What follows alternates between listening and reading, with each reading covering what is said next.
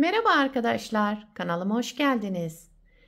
Bugünkü modelimizi bu güzel ipimizle başlayacağız. Şöyle ince bir ip, bununla harika bir model başlayacağım. İpime uygun kullanacağım şiş 3 numara. Umarım siz de beğenir, benimle yaparsınız. Hadi hep birlikte başlayalım. İlmeklerimizi alarak başlayalım. Şu şekilde birinci ilmeğimi aldım.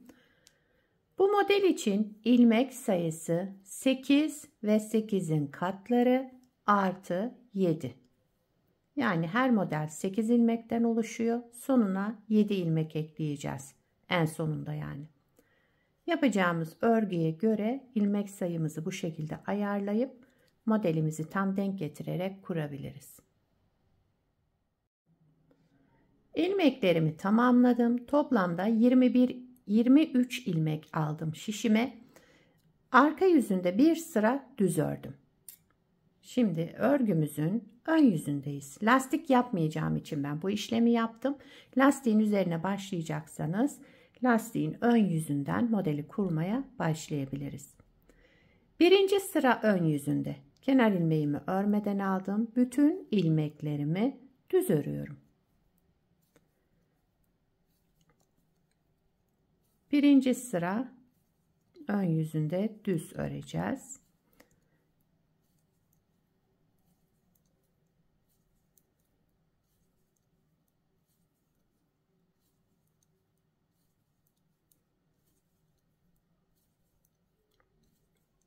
Evet, sıra sonuna kadar ilmeklerimi düz örerek tamamladım. İkinci sıra arka yüzündeyim. Kenar ilmeğimi örmeden aldım. Bütün ilmeklerimi ters örüyorum. Ön yüzünde düz, arka yüzünde ters örerek devam ediyoruz. İkinci sıra arka yüzündeyim.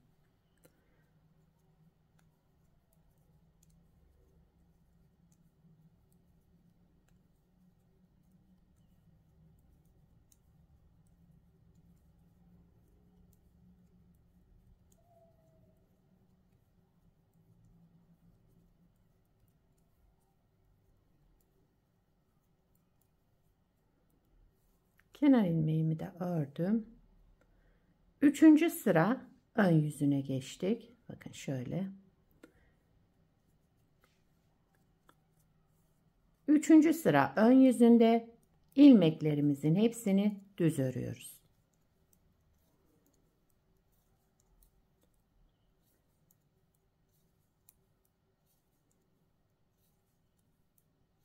Dördüncü ve beşinci sırada farklı işlemimiz var.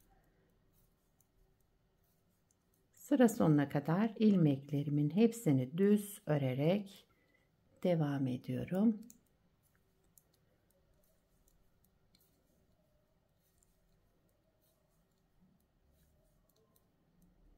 Kenar ilmeğimi de ördüm. 3 sırayı tamamladık şimdi. Dördüncü sıra arka yüzüne geçtim. Kenar ilmeğimi örmeden aldım. Sıradaki 4 ilmeğimi ters örüyorum. 1, 2, 3, 4. 4 ilmek ters ördüm. Daha sonra şu 5 ilmeği de düz öreceğiz. Ama birincisini normal düz ördüm. Bakın. 1 düz ördüm. İkinci düzü 2 kez dolayarak ördüm. 1, 2. Üçüncü düzümüzü 3 kez dolayarak öreceğiz. 2, 3. 1, 2, 3. 3 kez ipime şişimi sardım. Yani şişime ipimi sardım. Üçüncü düzümü ördüm. Dördüncü düz ilmeğimi 2 kez doladım, ördüm. Beşinci düz ilmeğimi de normal tek dolayarak ördüm. 5 ilmeğimizi düz örmüş olduk. Bakın burada. Normal ördüm birinci düzü. İkinci düzümüzü 2 kez dolayarak ördük. Üçüncü şu ortadaki düzümüzü 3 kez dolayarak ördük. Dördüncü düzümüzü 2 kez doladık. 5 en sondaki düzümüzü de yine normal tek alarak ördük. Arada 3 ters, 1, 2, 3 ilmek ters ördüm. Yine 5 ilmek düz öreceğiz. Biraz önce yaptığım gibi. Birinci düzümüzü normal ördüm. İkinci düzü 2 kez dolayarak ördüm. Üçüncü düzümüzü 3 kez dolayarak 1, 2, 3. 3 kez dolayarak ördüm. Dördüncü düzümüzü 1, 2 kez dolayarak ördüm. 5 normal düz ördüm. Bu şekilde 5 ilmeği örmüş oldum. 1, 2, 3, 4, 5. Sıra sonunda kaldı 4 ters ilmeğim. 1, 2, 3, 4 ilmek ters ördüm. Sıra başında burada 4 ters ilmekle başlamıştım. 4 ters ilmekle bitirdim sıramı. Kenar ilmeğimi de düz olarak ördüm. Dördüncü sıramızda böyle şekillendirdik. Beşinci sıra ön yüzündeyim. Kenar ilmeğimi örmeden aldım. Sıradaki 4 düz ilmeğimizi düz olarak örelim. 4 düz ilmek ördüm. Geldim şu ters olan ilmeklere. Birincisini yine ters olarak ördüm. Hepsini ters öreceğim. Boylarını uzatarak şu 2 doladığımın boyunu uzattım. Ters olarak ördüm. Diğerinin boyunu uzattım. Ters olarak ördüm. Bir sonrakini yine boyunu uzattım. Ters olarak ördüm. 5. ters ilmeğimi de ördüm. Arka yüzünde şu 5 ilmeğimiz vardı düz olarak ördüğümüz, bunları ön yüzünde ters olarak ördük. Çift doladıklarımızın da boyunu uzattık bırakarak. Arada 3 düz ilmeğim. Yine düz olarak ördüm. Geldim şu 5 ters ilmeğe. Birincisini ördüm. İkincisinin boyunu uzattım. Yine ters ördüm. Üçüncüsünün boyunu uzattım. Yine ters ördüm. Yani 5 ilmeğinde hepsini ters olarak örüyorum. Çift doladıklarımın boyunu uzatarak. 5 ilmek ters örmüş olduk burada. Devamında 1, 2, 3, 4. Sıra sonunda 4 ters ilmekle bitirdim sıramı. Kenar ilmeğimi de ördüm. Bakın model şöyle. Şuralarda değişik bir görüntüler oluşacak. Harika bir model. 6. sıra arka yüzündeyim. Kenar ilmeğimi örmeden aldım. Bütün ilmeklerimi ters örüyorum.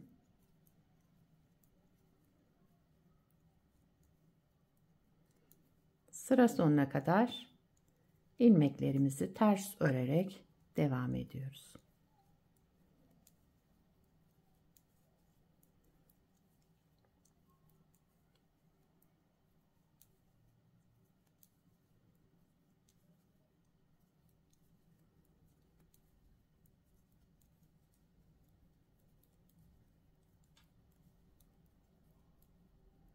Kenar ilmeğimi de ördüm. Sıramı tamamladım. Modeli bir kez kurmuş olduk arkadaşlar. Bakın. İkinci model kurulumunda modeli kaydıracağız. Buradaki boşluklara. Şimdi hemen bir kez daha kuralım modelimizi. Birinci sıra ön yüzündeyiz. Modeli kaydırarak kuracağız şimdi. Kenar ilmeğimi örmeden aldım. Bütün ilmeklerimi düz örüyorum. Birinci sıra ön yüzünde ilmeklerimizi düz örerek devam edelim.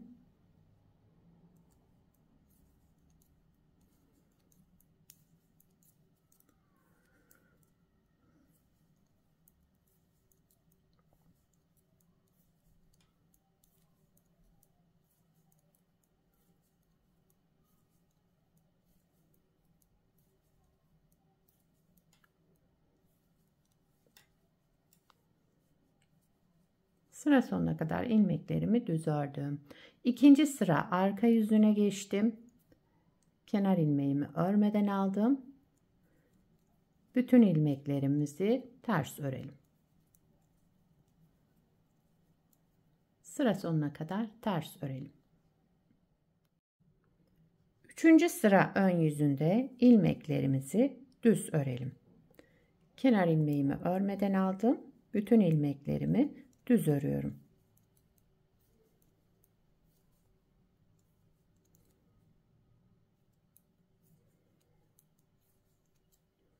Sıra sonuna kadar ilmeklerimi düz devam ediyorum. Dördüncü sıra arka yüzüne geçtik.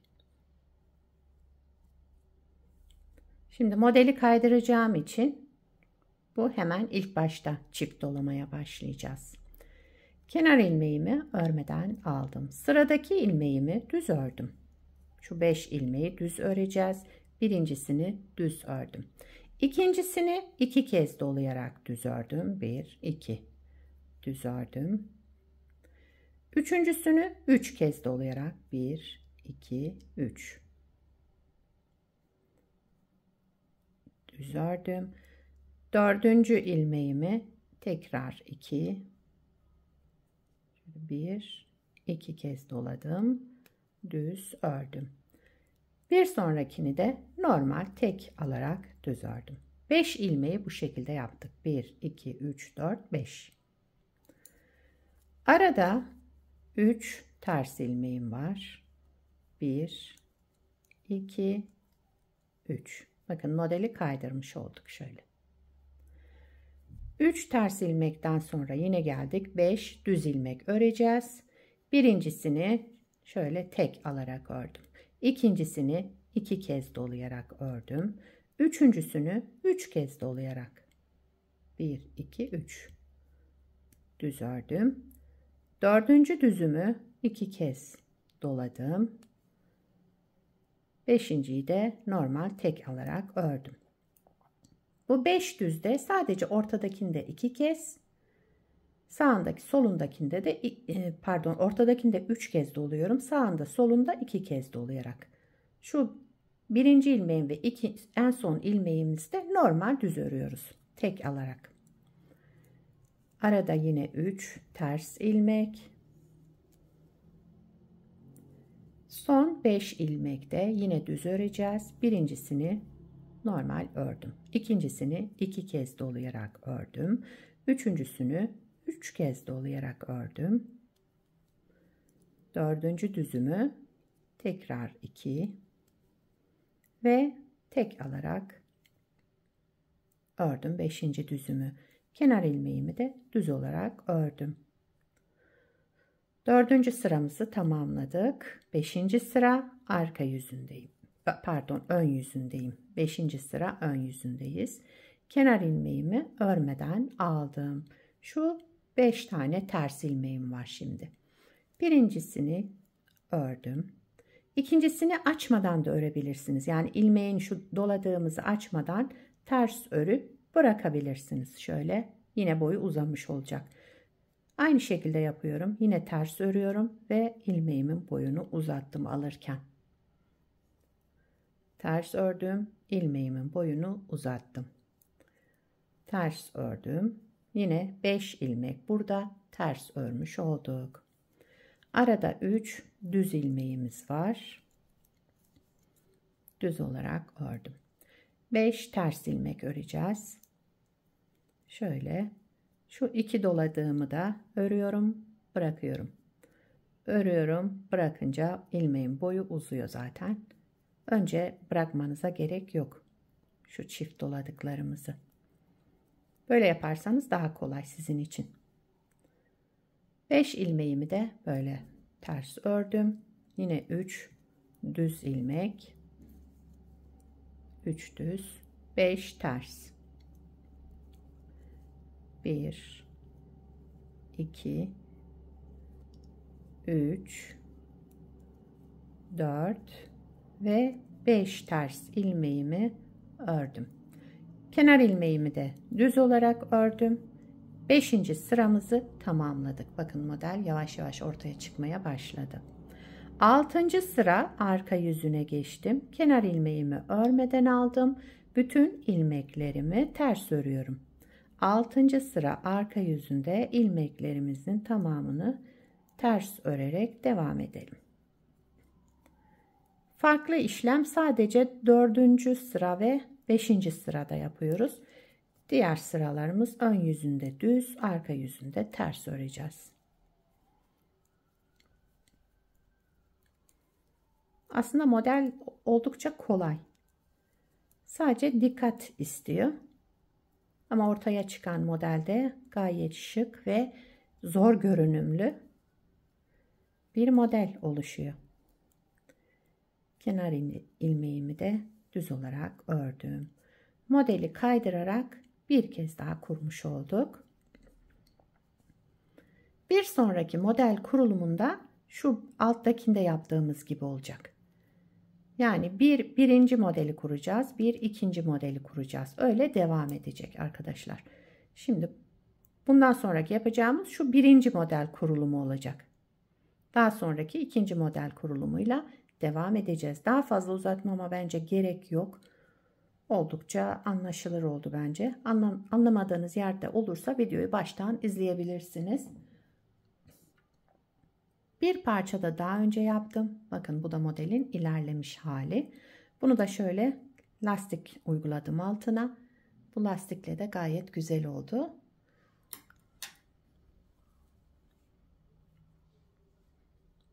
Şöyle modelimizin arka yüzü de şöyle bir görüntüsü var. Bunu yakadan başlama örgülerinizde de kullanabilirsiniz. Şöyle göstereyim. Bence gayet güzel ve farklı bir model. Şöyle görüntüsü. Yazlık örgülerinizde de kullanabilirsiniz bu modeli. Gayet güzel ve uygun. Pamuklu iplerle harika olur bence. Benim kullandığım ip de şöyle merserize türü bir ip. İnce. Bunu her türlü örgünüzde kullanabilirsiniz bu modeli. Yetişkin örgülerinde, çocuk örgülerinde, yani çok amaçlı her yerde kullanılabilecek gayet güzel, yapımı da oldukça kolay bir model. Sizler de nelerde kullanacaksınız? Onu da yorumlarda belirtirseniz sevinirim arkadaşlar. Yapacak olanlara kolay gelsin. Bir sonraki videoda görüşmek üzere. Hoşça kalın.